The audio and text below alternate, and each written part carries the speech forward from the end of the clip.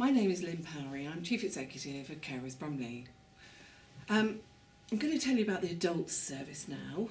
The Adult Services has a team of carer support advisors who go into the home and will talk to the carer and say, what's troubling you most? What is it you need to talk about? And carers are often angry or tearful, and they need to have those feelings witnessed by somebody who knows how to deal with them. So our carer support advisors are not counsellors, but they are trained to listen. They also will offer benefits advice, advocacy.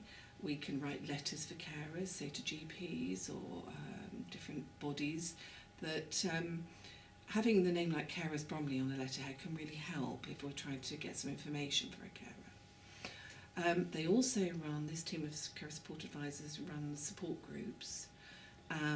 We run currently about 42 support groups across the borough, and many carers attend these support groups and get the chance to talk about what's troubling them, be angry, cry, laugh, learn, share.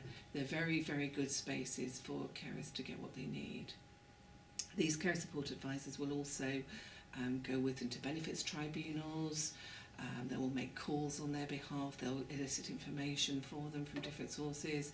Almost anything they can do to help the carer undertake their role well, they'll do.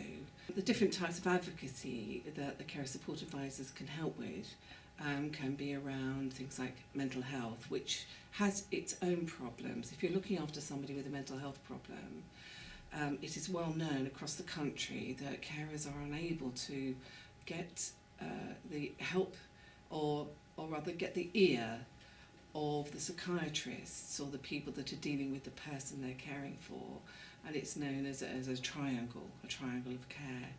So we know that carers particularly need help around looking after somebody with a mental health problem, and actually nationally 50% of carers look after somebody with a mental health problem, so we know that this is an issue. So consequently, part of the Adult Services team has a mental health worker, and this mental health worker is based in Oxleas, and this role is around helping professionals in Oxleas to have a complete awareness of what carers have to do. She can also undertake a small amount of casework, and what she does is help professionals know that carers are struggling, that they may need help in order for them to look after that person with a mental health problem, and to make sure that they're referred into Carers Bromley for support.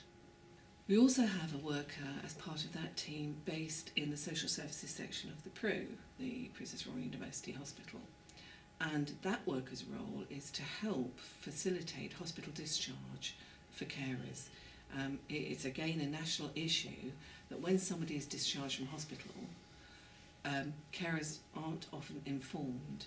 So somebody will be sent home from hospital who may have had a stroke, and the carer won't know what to do. They won't have any aids or adaptations. They may not have received advice. They may not have even been told what to do medically when they're looking after somebody who, for example, has had a stroke. So hospital discharge is a very, very big issue for carers. So this worker is there ready to find a carer on the wards, in the hospital, wherever she can, and say, right, I think you may need a carer's assessment. I think you may need to be referred to Carers Bromley for longer term support. You may need aids and adaptations. Let me help you as quickly as possible, so that when the person comes home from hospital, the discharge is supported as well as it can be, and therefore is effective.